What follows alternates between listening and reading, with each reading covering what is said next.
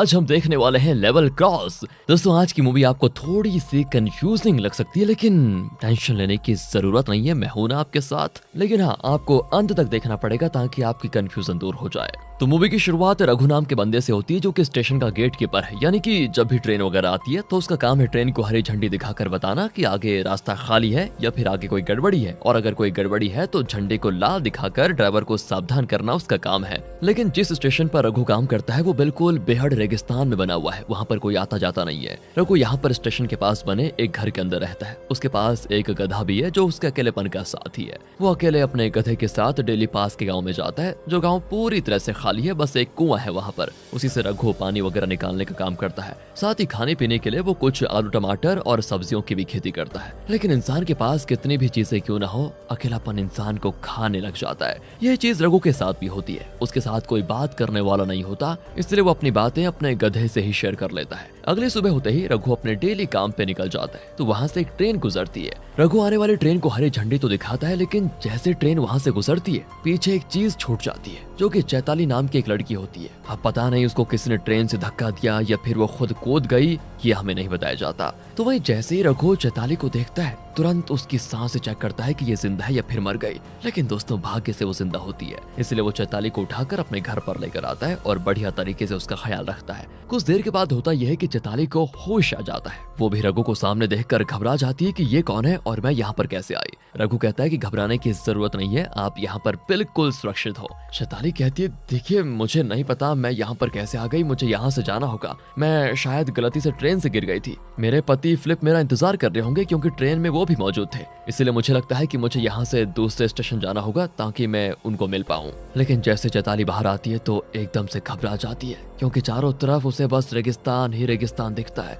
दूर दूर तक कुछ नहीं दिखता। लेकिन तब भी वो वहाँ से आगे बढ़ना शुरू कर देती है, क्योंकि वो अकेले इस अनजान जगह पर रह नहीं सकती थी। उसे किसी भी हाल में अपने पति के पास पहुँचना था। लेकिन थोड़ी देर जाने के बाद जब वो थक जाती है तो रघु उसे रिटर्न घर लेकर आता है और कहता है मेरी बात मानो, तुम यहाँ से ऐसे नहीं जा पाओगी, ऐसे चलते चलते भूख प्यास से मर जाओगी, हमें कोई दूसरा रास्ता ढूंढना होगा। जिसके बाद वो चैताली को आराम करने के लिए बेड भी लगा कर देता है। चैताली डरते डरते बेड पर लेट जाती है। तो वही रघु घर के बाहर आकर दोबारा अपने गधे से बात करने लग जाता है और उसे चैताली के बारे में भी बताता है। बातों की आवाज सुनकर चैताली जैसे बाहर आती है उसे वहाँ पर रघु के अलावा और कोई दिखाई नहीं देता। रघु कहता है कि अरे तुम चौंक गई ना, यहाँ पर कोई नहीं है, मैं अक्सर खुद से बातें करता रहता हूँ, इसलिए आप जाओ आराम से बैठ जाओ। अगली सुबह रघु चैताली को बताता है कि यहाँ रेलवे का एक टेलीफोन है, हम यहाँ से तो कोई कॉल नहीं लगा सकते, पर हाँ दूसरे स्टेशन पर जैसे ही कोई ट्रेन निकलती है वहाँ से फोन आ जाता है तो मुझे हरी झंडी लेकर बाहर जाना पड़ता है, और अगर अगली बार फोन आया तो उनको मैं आपके बारे में जरूर बता दूंगा और फिर वो लोग आपको लेने के लिए आ जाएंगे, आपको परेशान होने की जरूरत ही नहीं है।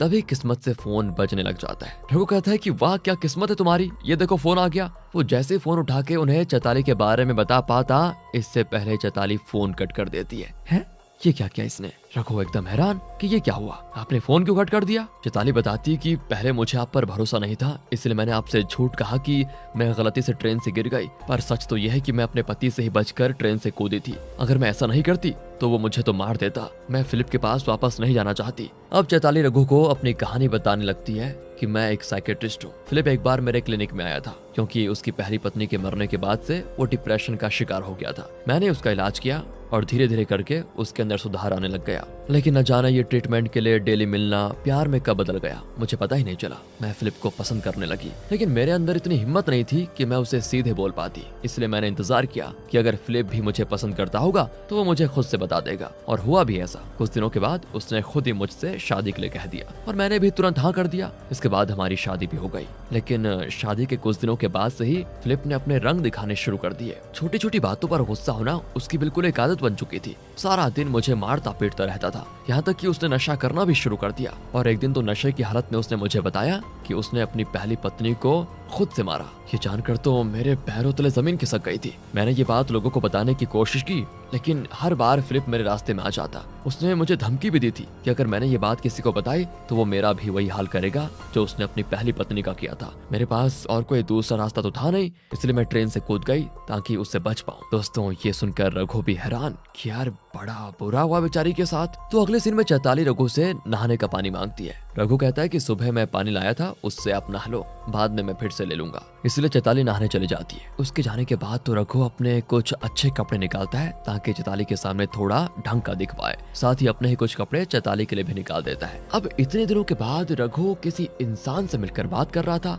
तो वो खुशी में होता है, बहुत ज्यादा खुशी में। बल्कि आगे चैताली रघु से कहती है कि तुम्हारा कोई परिवार नहीं है क्या, अकेले रहते हो क्या? रघु कहता है कि हाँ माँ थी मेरी, लेकिन कुछ सालों पहले मर गई। मरने से पहले उन्होंने कहा था कि बेटा शादी कर ले वरना मेरे जाने के बाद तो अकेला हो जाएगा, लेकिन मैंने उनकी एक नहीं सुनी और आज उनकी बात समझ में आ रही है मुझे कितनी बड़ी गलती कर दी मैंने। काश मैं शादी कर लेता। देखो ना मैं यहाँ पर पूरी तरह से अकेला हूँ, कोई ऐसा भी नहीं है जो मुझसे बात कर पाए या फिर जिसे मैं अपनी बात बता पाऊँ। लेकिन देखो ना भगवान ने आपको भेज दिया ताकि मेरा अकेलापन मुझे मार न डाले। मेरे पास एक गधा और सब्जियों का खेत भी है जिनसे मैं अपना गुजर बसर करता हूँ। चैताली कहती है कि ऐसी लाइफ तो किसी किसी को मिलती है जिसमें सुकून हो। मेरी लाइफ को देखो, मैं वापस उस लाइफ में जाना ही नहीं चाहती, पर मुझे लगता है कि वो फिलिप इतनी आसानी से मेरा पीछा नहीं छोड़ेगा। इसलिए मेरी आपसे एक रिक्वेस्ट है कि अगर वो कभी मुझे ढूंढते हुए यहाँ पर आए तो उसे मत बताना कि मैं यहाँ पर हूँ, प्लीज, वो मुझे मार देगा वरना। इतना कहकर वो रघु के कंधे पर सर रखकर रोने लगती है क्योंकि उसे रघु पर भरोसा हो गया था। रघु भी एकदम खुश हो जाता है। चैताली कहती है अब से तुम्हें अकेले काम करने की जरूरत नहीं है, खाना वगैरह पकाने का काम मैं करूंगी और बस सामान वगैरह तुम कर देना।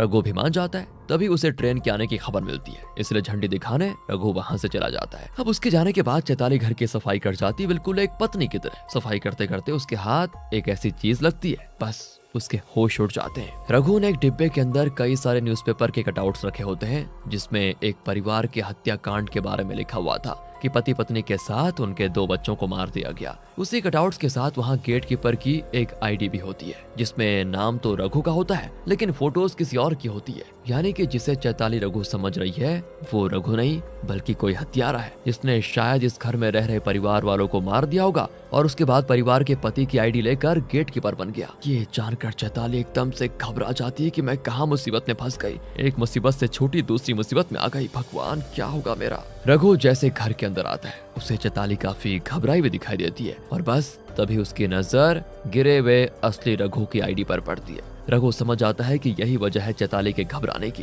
वो जैसे ही पीछे मुड़ता है चैताली चाकू लेकर उसके सामने खड़ी हो जाती है, कहती है देखो देखो मेरे पास आना मत वरना जान से मार दूंगी। रघु कहता है कि अरे ये क्या कर रही हो तुम, जैसा तुम समझ रही हो वैसा कुछ नहीं है। अरे मैं देखो मैं तुम्हें सब बताता हूँ। इसके बाद रघु अपनी कहानी बताता है कि करीब 10 साल पहले मेरी माँ जब मुझे शादी के लिए जिद करने लगी तब मैं उनकी जिद की वजह से एक लड़की देखने गया। वहाँ जाने के बाद मैंने साफ साफ उस लड़की से कह दिया था कि देखो अगर तुम किसी को पसंद करती हो तो मुझे अभी बता दो, क्योंकि तुम्हारे शादी करने से उसका दिल टूट जाएगा बेचारे का जिससे तुम प्यार करती हो। क्योंकि मैं सच बताऊं तो मेरा भी ब्रेकअप हो चुका है तो इसका दर्द मैं समझ सकता हूँ। लेकिन पता है उस टाइम उस लड़की ने कुछ नहीं कहा और हमारी शादी हो गई। शादी के करीब 1 हफ्ते के बाद ही मेरी बेचारी माँ चल बसी। मेरी नौकरी वगैरह भी सही नहीं चल रही थी, ऊपर से 2 साल में ही मैं एक लड़का और एक लड़की का पिता बन गया था। फिर गरीबी की वजह से मैंने डिसाइड किया कि अब मैं और बच्चे पैदा नहीं करूंगा, इसलिए मैंने सर्जरी करने का फैसला किया ताकि कभी बाप न बन पाऊं। पर तभी डॉक्टर ने मुझे बताया कि आपको तो सर्जरी की जरूरत ही नहीं है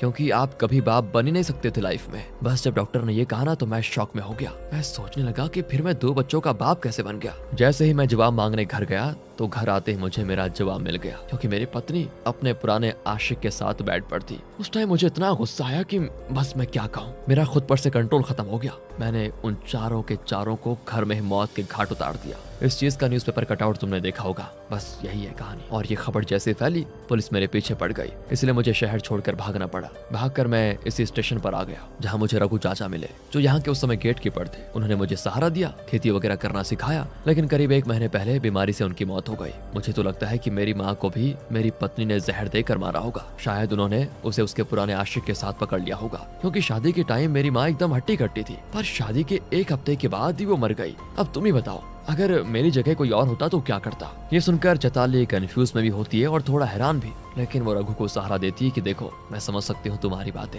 अब अगले सीन में वो रघु से कहती है कि देखो मैं जाती हूँ पानी लेने के लिए, तुम आज घर पर आराम करो। जिसके बाद चैताली वहाँ से चली भी जाती है। उसके जाने के बाद रघु जब घर पे बाकी काम कर रहा होता है तभी उसे ऐसा महसूस होता है कि घर के बाहर कोई है, तो वो एक रॉड लेकर बाहर आता है ताकि देख पाए कि यहाँ पर है कौन। बस दोस्तों उसे सामने फिलिप दिखाई देता है जो चैताली को ढूंढते हुए यहाँ पर आ गया था। उसको देखकर तो रघु की हालत खराब। फिलिप कहता है कि देखो मैं किसी को ढूंढ रहा हूँ, क्या यहाँ पर कोई आया था मदद मांगने के लिए। बेचारा रघु तो पहले से ही घबराया हुआ था, इसलिए वो घबराहट में कह देता है कि नहीं नहीं, यहाँ पर कोई लड़की नहीं आई थी मदद मांगने के लिए, तुम चले जाओ यहाँ से। फिलिप समझ जाता है कि रघु झूठ बोल रहा है। वो कहता है कि एक बात बताओ, मैंने कब कहा कि मैं किसी लड़की को ढूंढ रहा हूँ? बता तूने क्या क्या शिखा के साथ। शिखा सुनते ही रघु परेशान हो जाता है कि ये शिखा कौन है। फिलिप बताता है कि लगता है शिखा ने तुम्हें कोई और ही कहानी बताई है। और तब फिलिप रिवील करता है कि मैं एक साइकेट्रिस्ट हूँ और शिखा जिसे तुम चैताली कह रहे हो वो मेरी ही पेशेंट है। उसको एक दिमागी प्रॉब्लम है जिससे वो अचानक कभी कभी एकदम वायलेंट हो जाती है, और जब वो वायलेंट होती है ना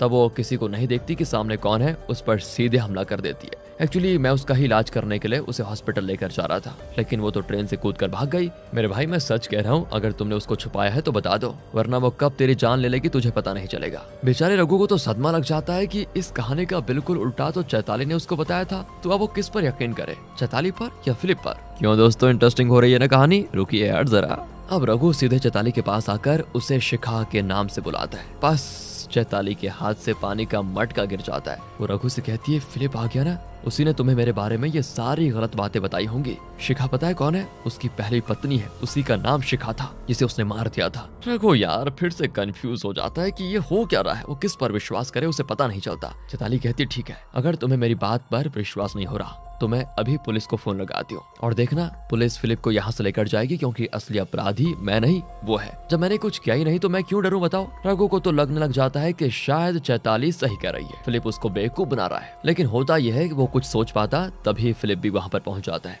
और जैसे ही वो जबरदस्ती चैताली को अपने साथ ले जाने की कोशिश करता है, रघु उसको रोक लेता है। कहता है देखो तुम चैताली को यहाँ से नहीं लेकर जा सकते, मुझे तुम पर भरोसा नहीं है। और इससे पहले कि फिलिप कुछ कहता, पीछे से चैताली वही रॉड लेकर फिलिप के सर पर मार देती है। वो घायल हो जाता है। अब रॉड तो वो मार देती है लेकिन एकदम घबरा भी जाती है। रघु कहता है कि घबराने की जरूरत नहीं है, तुमने बिल्कुल ठीक किया, मैं हूं ना तुम्हारे साथ, तुम्हें कुछ नहीं होगा। तभी फिलिप फिर से खड़ा होने की कोशिश करता है। रघु इतने घिनौने तरीके से रॉड की मदद से फिलिप को मारता है ना कि मानो ये रघु का डेली का काम हो। हाँ दोस्तों लगता है ऐसा ही है कि जैसे वो डेली लोगों को मारता हो। तभी उसकी नजर फिलिप के बटुए पर पड़ती है जिसमें क्लिनिक की एक पर्ची है, और दोस्तों उसमें डॉक्टर का नाम डॉक्टर फिलिप लिखा हुआ है जो कि एक साइकेट्रिस्ट है, और पेशेंट का नाम शिखा। ये देखकर रघु को सदमा। हाँ दोस्तों इसका मतलब है कि फिलिप सही कह रहा था, ये चैताली नहीं बल्कि शिखा है। लेकिन वो कुछ कर पाता इससे पहले चैताली वहाँ पर आकर रघु से कहती है हाँ मैं ही शिखा हूँ, और इतना कहकर वो रघु के सर पे हमला कर देती है।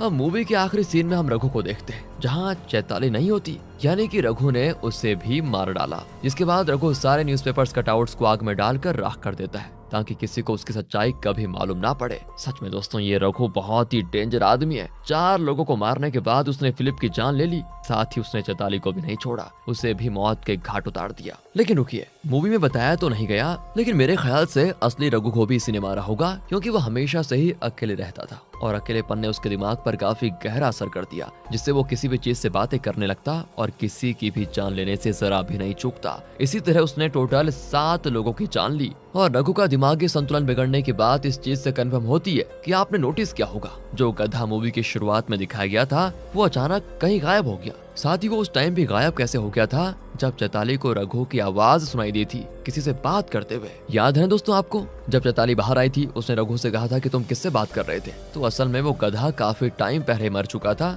लेकिन जब वो गधा जिंदा था तब रघु उसका ख्याल रखता था, उसे खाना वगैरह देता था। लेकिन दिमागी संतुलन बिगड़ने की वजह से उसके मरने के बाद भी वो इमेजिन करता था कि वो गधा अब भी उसके साथ है। और अब आप कहेंगे कि वो गधा मर गया, ये कैसे पता चला? तो असल में जब रघु ने चैताली को शिखा कहा तो वैसे ही उसके हाथों से मटका गिर गया था। उसी जगह से थोड़ी दूर पर गधे की सड़ी हुई लाश पड़ी थी, जिसे डायरेक्टर ने इस तरह दोस्तों छुपाने की कोशिश की ताकि किसी को उस पर ध्यान ना जाए। हाँ, हमने पकड़ लिया उसको। उम्मीद है आपको एंडिंग और राजू के पागल होने का रीजन पता चल गया होगा। बाकी देखो, थोड़ा मूवी घुमावदार थी। आपको अच्छी लगी हो तो लाइक करें। मिलते हैं आपसे अगली वीडियो में। ध्यान रखेगा अपना।